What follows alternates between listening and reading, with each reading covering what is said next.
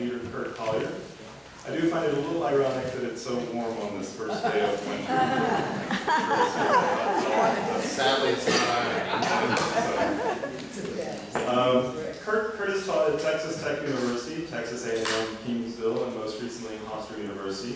Being one of the 3 leaders here at Ethical Culture, has added to his leading ethical culture congregation for over 15 years.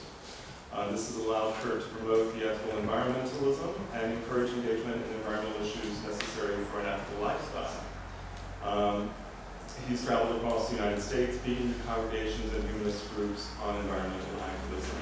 And putting this into action, Curt is also Deputy Director for Groundwork USA.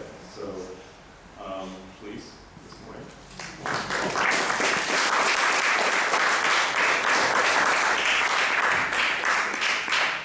Yeah, it is more than irony, as I said, that it's one of the hottest days in record. I mean, how many of you remember December like this, or a December day like this? We went from actually an abnormally cold day to an abnormally warm day, and I just took the train up from Washington, D.C., which I'm down there with my family, and this is going to be Washington, D.C.'s hottest day in record.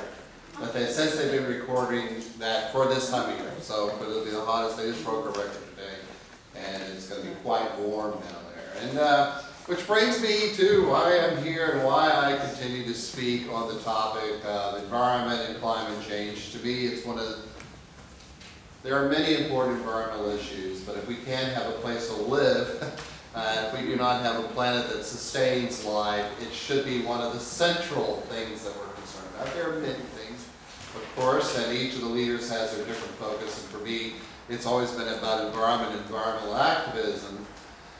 Interestingly enough,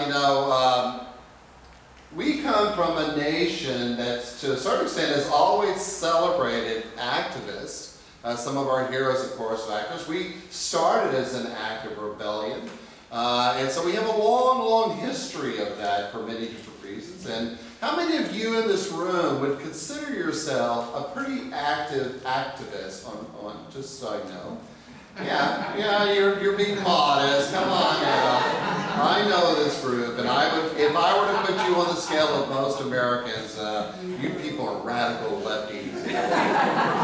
So I know where you stand on that. But so we started as an act of rebellion, and that's deeply ingrained also in the American spirit. And I think sometimes we forget that. We are a radical nation, always trying to push what is the next level of human rights. We are progressivists in that response, at least we should be, always thinking about how we can expand rights, how we can continue to make that space on earth that our listeners the best. And we've had this conversation for a long time about this. I was fascinated by Occupy Wall Street the last couple of years, and the way they do activism, and looking to see who was getting activated and why they were being activated and what types of activity they were pursuing, because it shows us also a little bit into the mind of the present generation. How many of you think were pretty active in the 1960s? There you go. How many of you were active in the women's movement? How many of you were active in gay rights? Come on, a couple of us. Right? So yeah, there's all these things, and there you go. Now I can get you talking about that. But so activism is, for many of us, of course, and this is I think if I were to do that question in other places, you would not have gotten that kind of response, frankly. And then we are, probably the reason why you're humanist, probably the reason why you're here, is that how you engage that life. Henry David Thoreau is a very good example of how Americans thought about activism in a very early position. Henry David Thoreau, of course, wrote a treatise called Civil Disobedience, right? That was one of his big stands. Henry David Thoreau also was a former Unitarian minister living in the 1800s who went off by Walden Pond in order to live intentionally, he thought. I'll get to that particular quote. But he got very interested, of course, in the Mexican War of the day, because I think it was James K. Polk was trying to get involved in the war, and he wanted to stand up against it. He refused to pay his taxes ended up in jail for one day before his friends bailed him out. Supposedly, Ralph Waldo Emerson, his mentor, a little bit older generation, showed up to him and said, "What are you doing in there?" And his great response was, What are you doing out there? "What are you doing out there?" There you can see, you're all deeply written. So I'm going to break down just for a second kind of what his treatise was and what he said, and why, for many of us, I think you'd probably resonate why you still remain activists. Of course, his main thing was that when we design governments, especially the American government, it was not necessarily created as a moral nation. It was supposed to be founded, of course, for rights, and he understood that. And it was supposed to have, give us the freedom to pursue the things that we needed to pursue. And that was its job. It wasn't there to make us moral citizens, right? And so the government is basically the structure. We create a set of rules, a set of democracy, some agreements, a basis of law that kind of runs on. But he said the problem with it, as he saw, and this is a big shocker, is that a few people would use the government to wield power in ways that are actually immoral. It's hard to believe that that's possible. And they thought that there were actually people who were trying to profit off the Mexican War, and that's what was so upsetting him, is that they were making it saying it was about democracy or about the protection of human rights or about Texas. Whatever it was supposed to be about, but oddly he said that's really not what it's about. Oddly enough, sometimes we go to war over profits, and that's really what we're fighting for.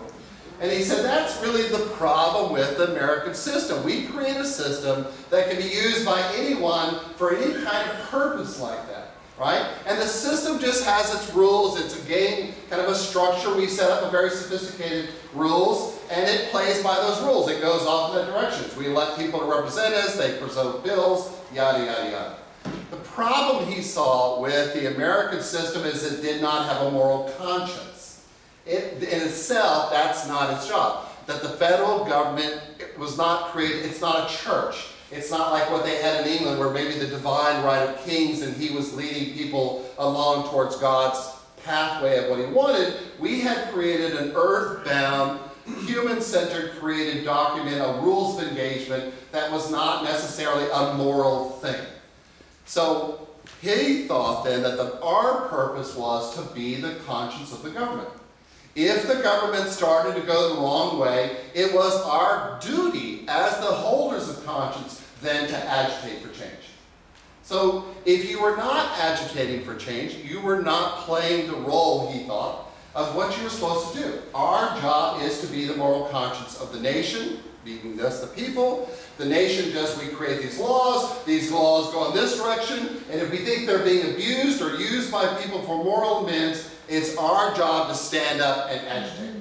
And that's essentially what he wrote and I think it's a very good point in what he wrote in Civil Disobedience is what we thought we should do. And we have then that moral obligation to agitate, to resist, to do something, especially if it starts to go wrong.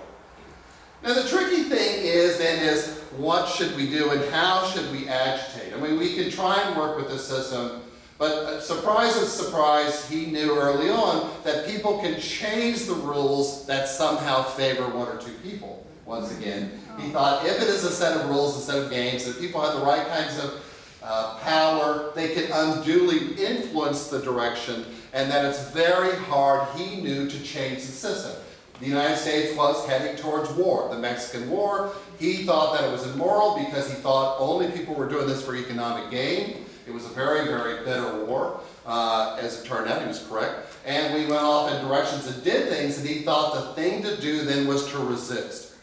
Now, Thoreau had read heavily into a guy named, my mind just went blank, of course, William Lloyd Garrison. And William Lloyd Garrison, of course, one of the great abolitionists, activists in many ways. And William Lloyd Garrison had actually taken up this topic to think about how should people to participate. Now, Garrison himself was a pacifist, but he thought pacifism does not mean simply that you do not go to war. That's not what is pacifism. Pacifism means you resist even if you're participating in a system like paying taxes, and those taxes are used to go to war. So that he created in New England called the New England non-resistance society, in which he would then explain to people how their actions, their complacency was making all of these bad things happen. And then how we had to get engaged in that, how we had to participate in that and be aware of our actions. So for Garrison, the first thing you had to do is non-acting is not a way. You can't say, I don't believe in those things, and still pay your taxes, and the government uses that to go fight war in Mexico. Right? So that's the first thing that he said that was not acceptable to him. Thoreau read that and said, that's true. Non-resistance is not just then a thought. You cannot say that I do not believe our government should do X, Y, and Z, and if you are the moral conscience, if you do nothing about it, you have done nothing. He thought that then if you believed and you are the moral conscience, and you're thinking of how the government runs and the impact it has, you must act. That is your job if you want to be not have moral complacency.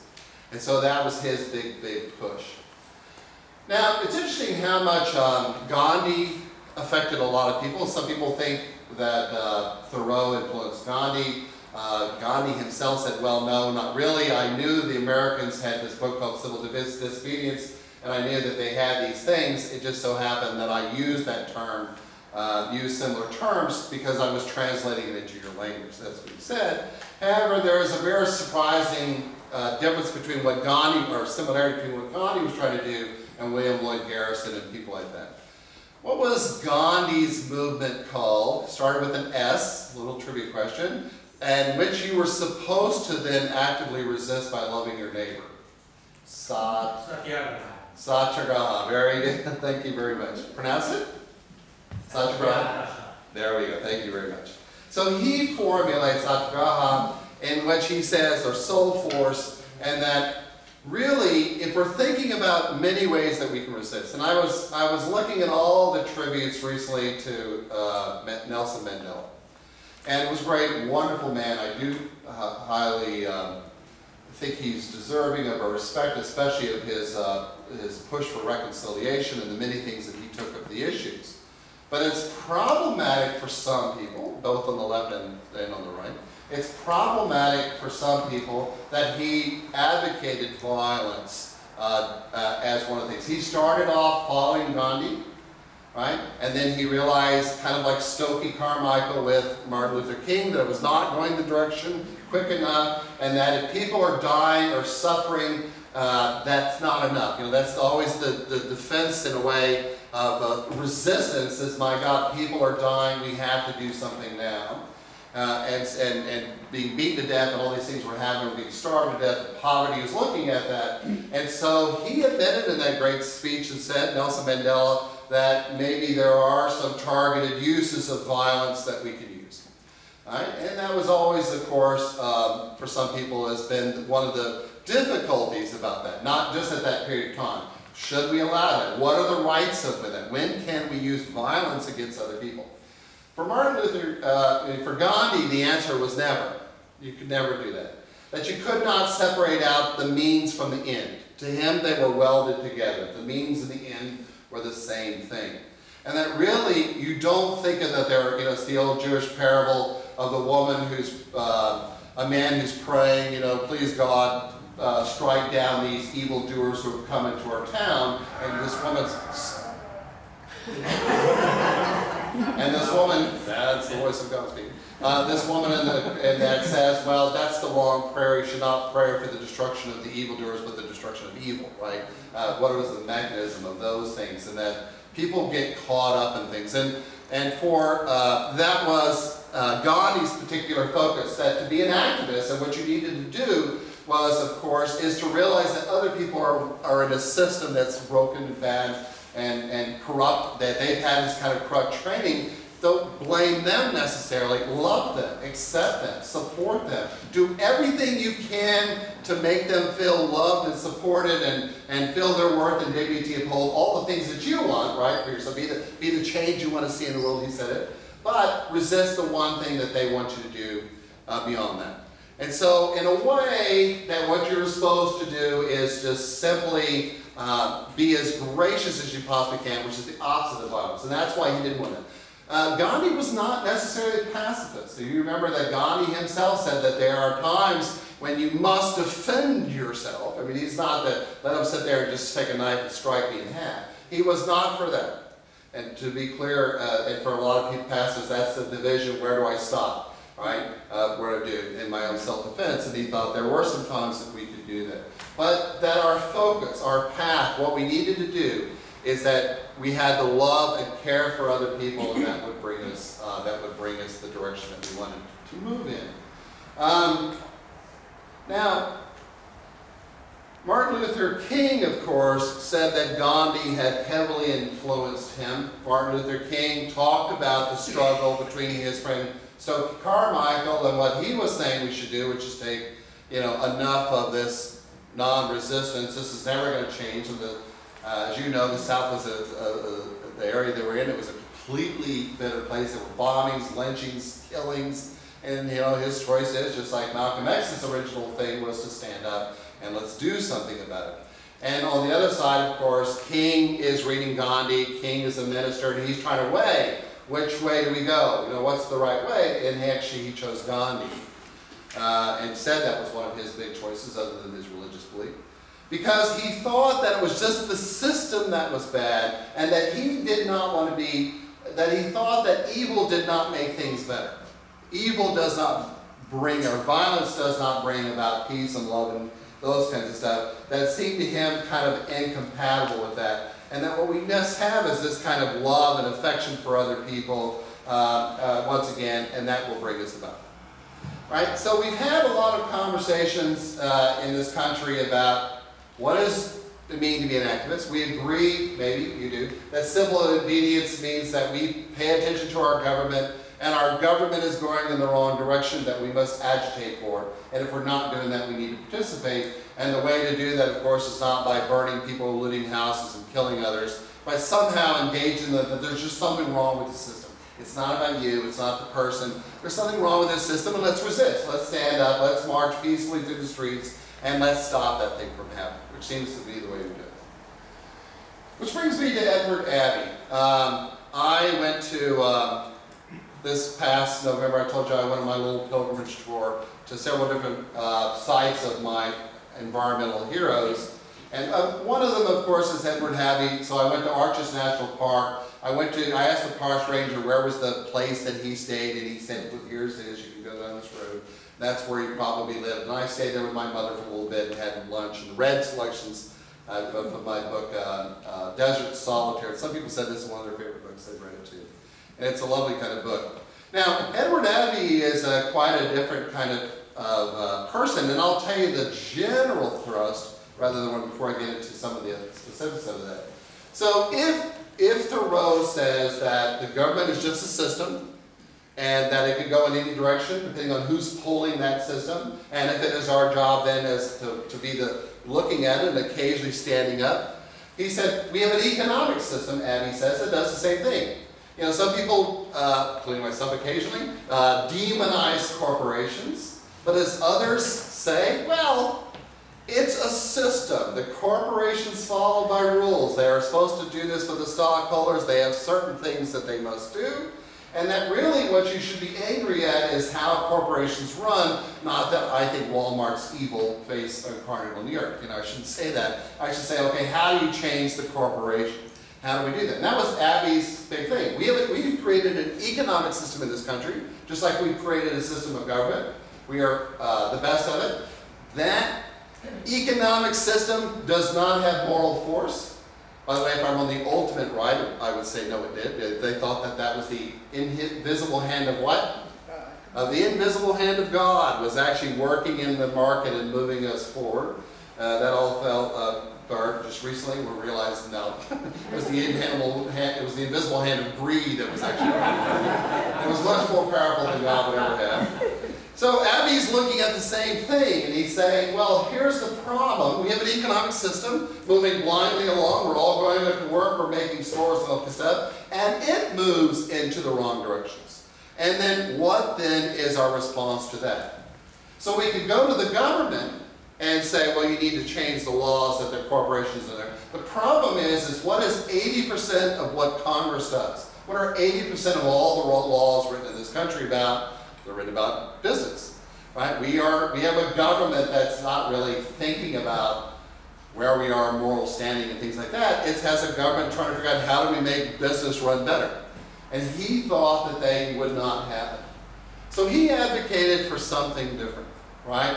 He wrote a book about it called, what are you supposed to do to stop the machinery from happening? The Monkey Wrench Gang. Come on, y'all know this. And here's the thing he thought, okay, if corporations are motivated purely by profit, then all we have to do is hurt their bottom line, and they'll realize that certain things are not profitable anymore. That's all you have to do. So, for example, if the forests are coming into their national parks and are trying to get them to allow the government, as they are right this moment, to get them allowed to come into Yellowstone National Park and harvest the forest because we need trees, then our job then is to make that not profitable. So what he suggested we do, just like the Dutch farmers used to go into the fields and they trample the crops and things like that, or better yet, when the machinery was going, they take off their wooden shoes and throw them into the machinery, thus destroying the machinery. The Dutch shoes were called sabots, and the word from that is sabotage. Right? Sabotage. And that what our goal then is to do that. Basically, if they're bringing in the trucks into the forest, right, then what you do is at night they leave the trucks there, you go there and you damage that truck. Now, I manage construction companies. Equipment is very, very expensive, especially when you have a lot of men and women there working. You don't want a lot of downtime, right? If you go in there and you find, sure enough, all your trucks damaged, then you can't leave them in the park. You have to park them further away. That takes more money, more time to get in there. And then they started to do another thing, which Earth First moved forward. Any Earth First supporters in this room?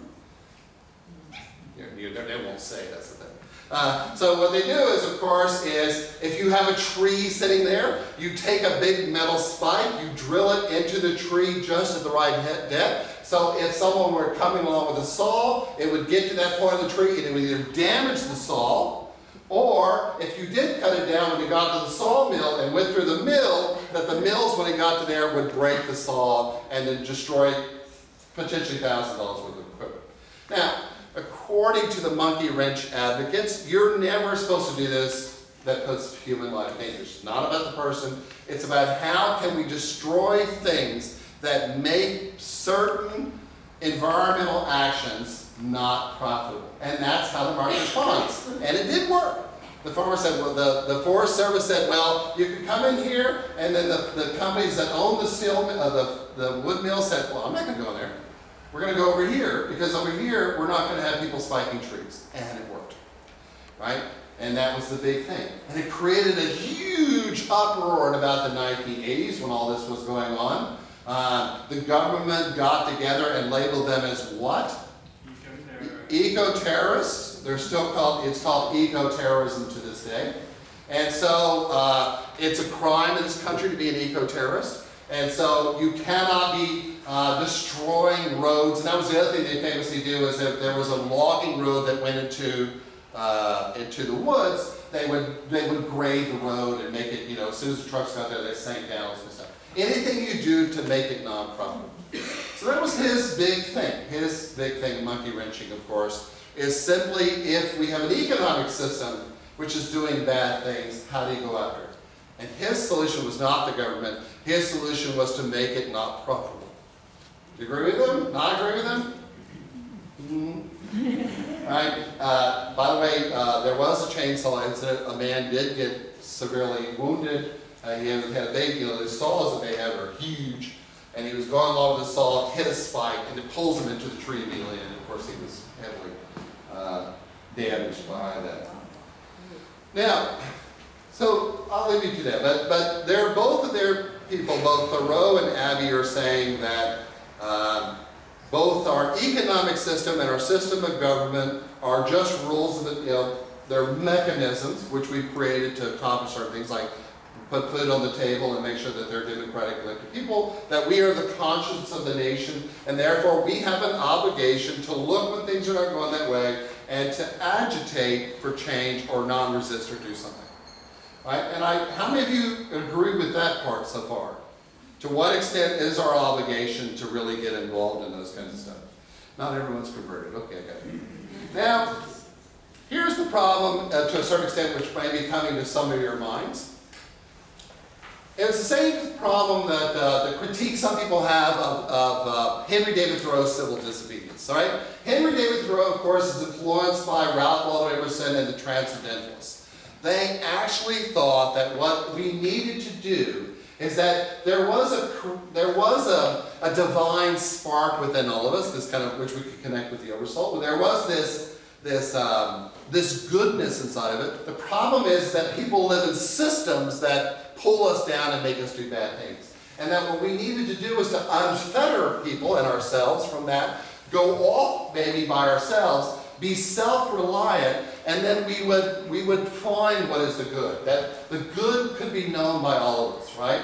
That was the big debate that Emerson had with Adler, is Adler thought Emerson had created these self-culture halls where all we needed to do was to liberate people. If we could liberate women, we could liberate people of color, if we could liberate whoever's being oppressed, including ourselves and the worker, and just free them, they would then be free to kind of form a moral conscience on their own. And Adler says, no, you could free people and they could become jerks. You know, who's to say that I, living in isolation, is going to know what the right thing is to do or the good thing to do? Instead of, so Adler says, well, we don't need self-culture halls, we need ethical culture halls, in which people know that collectively we would, through a process of engagement with other people, know what was the good. So, Frederick Douglass, by the way, is another person I should throw in here who had a different take on civil disobedience. He thought that especially what he saw with his own people, is that no one was in control of their own self-destiny, and that what a man needed to do is to literally pull himself out, realize that he was in charge of his own destiny, and strike off in that direction. Right? That's what he wrote in his famous treaty about those kinds of stuff. So it's a tricky thing then to figure out, if we say that we are the moral conscience of the nation, then what is the right way to go? Now, if I were the Christian fundamentalist, maybe I would say, here's a book. This book says what is the right way to do it, including thou shalt not talk bad about Walmart, right? So I can do that kind of stuff. Or I could be like some people, consequentialists, and just say, you know, let's look at the results of the actions and make decisions based on that. We can try many different things. Edward Abbey actually takes a little bit different take on it. He writes a book called The Monkey Wrench Gang. It came out in 1975. This is after he'd done a lot of his other kind of nonfiction books, and his fiction books. He was a prolific writer. He's now at the University of Arizona, I think, at this time. And he basically writes this book to take a different take on this kind of thing, about what we should do. In The Monkey Wrench Gang, there are four characters. Right? There's this guy named Doc Sarvis, and Doc Sarvis is upset because he was tired of seeing people coming into his office who were sick because of the pollution in the land. Right? And so Doc Sarvis's main motivation for joining the Monkey Wrench Gang was he was tired of just treating sick people, and he was seeing what was happening to them, and the illnesses related to pollution in the environment and those kind of stuff. Then there's another character in the book called George Hayduke. Hayduke, of course, was Abbey's play on the Balkan word Hajduk, which is the Hajduk were like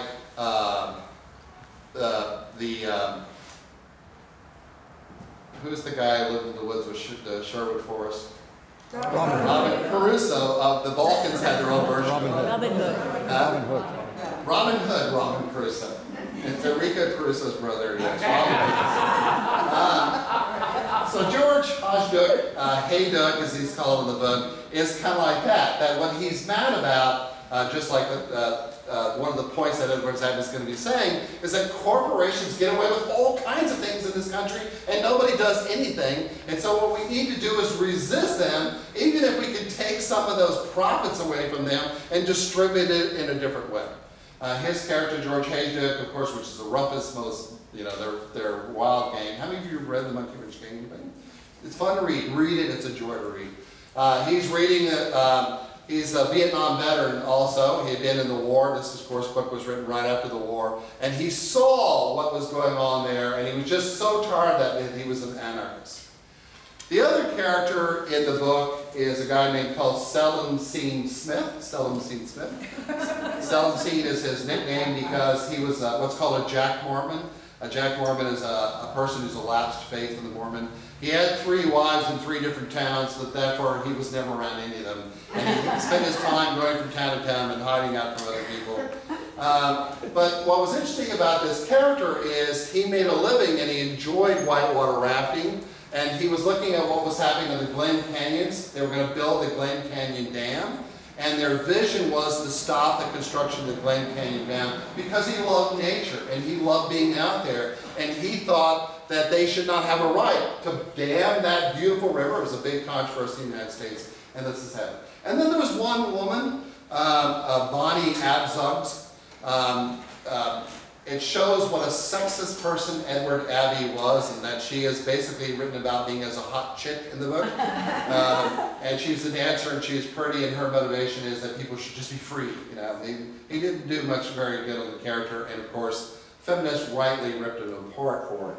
But they said really that sounded just like Edward Abbey, and so they weren't surprised. So these 4 people go into the desert in Arizona, and they're basically blowing up. The first thing they did is they blew up a billboard sign, and then they started to throw a monkey wrench means you take apart things like there, and you go in there and you throw stuff in there. They also, George Haydock learned in Vietnam how to make these metal spurs, so when tractors or Jeeps ran across them, it would puncture their tires. And they started doing all of this stuff to stop and make it non-profitable for the companies that were getting in it. That was the whole point of the novel.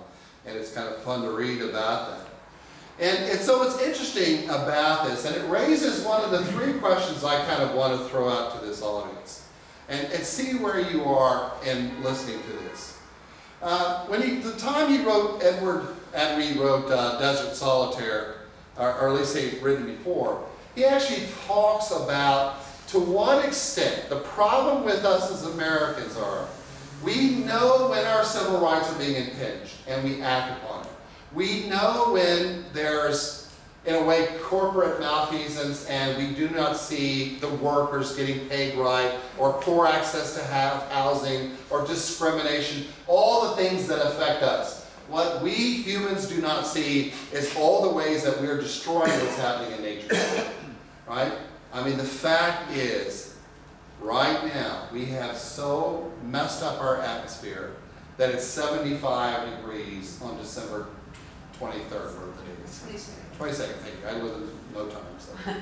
And in a way, people have said, we need to respond to this. We've known it for some time. And the fact is that we're not doing anywhere near enough to make these things happen, or make these kinds of changes. And so to a way, what Abbey is saying, the problem with us is that we are just not aware enough of how our lives and the lives we live, we're good at knowing when the government has gone astray or economically astray. When it impacts us, we are not good at knowing when the government has gone astray or our economic system has gone astray and is impacting the rest of creation. We do not know that. And that was his big critique of us, is we're disconnected from that impact. And that was a scary thing for him. We're missing the point, he thought, because of that. So let's try that for a couple ways. They say, people review Abbey's book, that there are 3 main points that he's trying to say. The first is that we're too anthropocentric. Right? We're too much focused on us and not focusing on the rest of creation. So let's test that, for example. Earth First, out on Long Island. There were all these big mansions that were building out there. They were putting them in places that were estuaries and places for birds nesting. Earth First went out there, and every night when they started to build the mansions, burned them down. Did you hear this? It was a real big thing. So every night they snuck out there. That was their economic thing, is make it not profitable for companies. That's the thing. If the economic engine is one that's allowing people who want multi-million-dollar homes to build them in estuaries, make it so expensive that it becomes cost prohibitive. And sure enough, every time they went in there, they burned it down. Every time they went in it, they burned it down. What happened to them? Anybody know?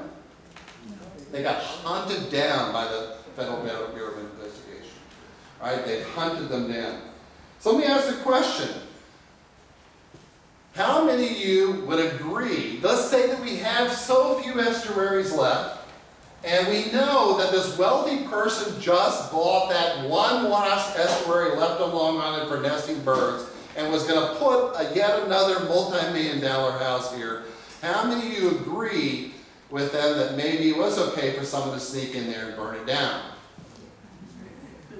That's a pretty radical group here. Take a picture of her before she leaves. I'm not sure who she is, but I want to know. Some of you I know here already. Right, it's an interesting little dilemma. That's one of the dilemmas we have. To what extent, if we agree with Hackney's approach. Now, some people will say, well, let's just litigate, let's just stop them. But he says, here's the problem with the United States.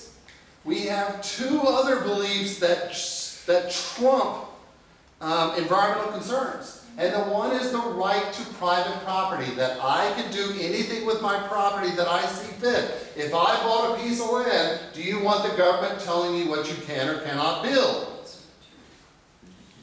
Which do you go with?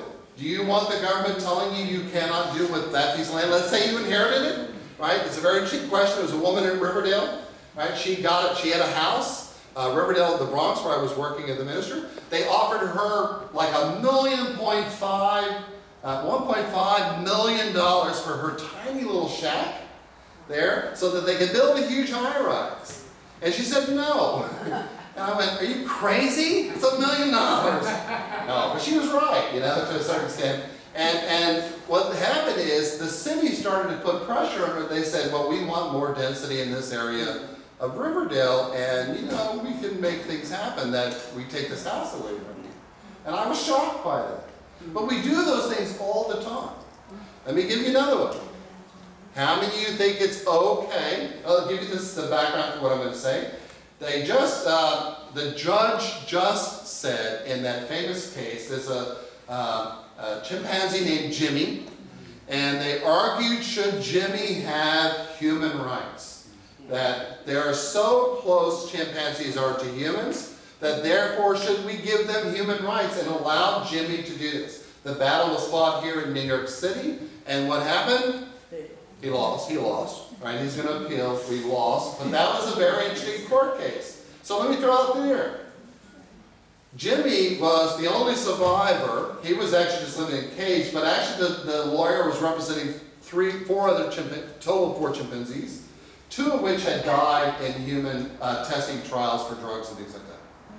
So, if you could, through testing on monkeys, chimpanzees, find a cure to save a child, is that okay? Or does the chimpanzee have rights? Where are you? The monkey should have rights, right? Even if it is? That the life of the child is more important than maybe the life of a chimp? We'll start a riot here.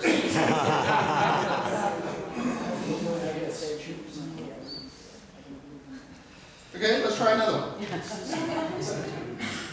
Advocated in the book. The book said, here is the way in which you could stop them building this Glencairn power company, that they were building the transmission lines, that what you should do is to stop them from running the transmission lines in the Monkey Ridge gangs was to blow up the towers or loosen them, and the wind would topple these big transmission lines, pulling the whole entire apparatus down, and of course creating this huge expense of them having to do that. Let's say that we've discovered that coal-fired power plants are destroying our planet. By the way, they are. And by the way, that's where we used to get 50% of our electricity. It's now dropped to 30%, luckily because we're pumping horrible other gases and waters in our ground and getting different things. But however, let's say there's a power plant, and that power plant is sending power to New York City. Would you agree with Earth First that what we should do is blow up a few of these transmission lines and shut off power from that particular power plant to New York City? what? Missed the subway? What closed down Monaco's? No, I'm just being facetious. I know you're not that kind of person. But still, so what's the justification? What if we make it so it's impossible for that horrible West Virginia coal-fired plant that's throwing all this sulfur dioxide into it and poisoning our lands, our lakes, and our rivers? Why not go and blow up the transmission lines and keep doing that? Yes? Yes, I think what we're all hesitating about is that there should be the right alternative before we blow up the wrong. So you have a line maybe that you're willing to explore but you have not explored it with, and yeah, that's the difficulty thing about that, right? Where should we do that? Well, we could do that. And this, in a way, not to be mean, is Edward Albee point about this. Edward Abee's point is that he thought that the difficulty we have is we're so entrenched in our economic system in a way. It's so entrenched with some things like materialism in our way and how we make our economy run that it's very difficult for us to agitate for those kinds of changes. You know, we'll stand out in front of McDonald's to make sure someone's making $9 an hour. We'll do that. But we're not going to stand outside of a power plant or make it get shut down if it means certain things are going to happen to the rest of us. And that was kind of the point that we said we're not doing it. So Abee's big point was, he said, here's the reason why he thought that that had become the case for all of us. Not just, is that like him and Thoreau, they thought that if nature is the great teacher, and we're not spending enough time in nature, we don't see the radical other. We don't see the impact that our economy and our government is having on the nature around us. And that somehow that's the part we need to fix. That was Abee's whole point. Listen, go to the parks. Don't go as tourists. Go as someone who's hoping to engage nature in such a way that you come away connected to it and learn something from it. But it's a really, really, really difficult thing. It's the new year coming up. We're all thinking about what to do. 2013 just went down as the fourth hottest, as you heard in the news, the fourth hottest year in recorded history since we were recording it. Fourth hottest year. And trends are that it's going to continue that way. It's hot in here right now. Climate change is anthropogenic. It is human caused. And the question is what are we really starting to do about it? I love the fact that I just, every morning, before we come here, these great people like Monica and our friends down the back and the activists back there in the back, and all these people show up in this room and we think, how can we make this better, this building more environmental? I love the fact that we host most of the climate change groups in the city now meet in our building every single month, and maybe some of you might want to participate in. That we have taken this very seriously, mostly through the push of Monica. So we have the next year coming up, and all this stuff is happening. And I think what we have to do is to say, okay, we've created a system that is not a moral agent. So therefore, we must be the conscience, and it is our job. You need to get involved. You have to stay active in something. Pick your issue, but that is our job. And what's great about us as humanists is that is what we believe, and most of you have some skills and do this good stuff. If I say there were 3 sins of humanism, I would list them thusly. Our first sin is that if we don't act, we are complacent with what's happening to our planet and to what's happening to the system. I do agree with even since Thoreau, that we have this system and we must agitate and we must do something. And most of you routinely do those things, and I appreciate that. The second thing is but we must see the world as it is, not as we romanticize it or want it to be. That we do need to go off, we do need to have an open and active engagement, that we have to work with others, we have to struggle with conversations, and not just say, here's the things I want commerce and what these things, but actually see what the price is that we pay for all those. What is the price we pay for the luxury of our lifestyles? To see the world as it is, not as we just think it should be. And the third is, I think, is the sin of isolationism. If we do not think that we can live in our apartments and don't need other people, and we can live with our ideas, and are not connected with what's happening out in the world, that we must go out there and especially connect with nature and find that opportunity this 2014 to do that and to appreciate that. Because for me, that is where the flow of life is out there. To look at the rest of creation, see the pulse of life, hoping to grow and change and flourish, and hook into that and bring about that humanist and biocentrist vision I think we need to bring in the next year. Thank y'all.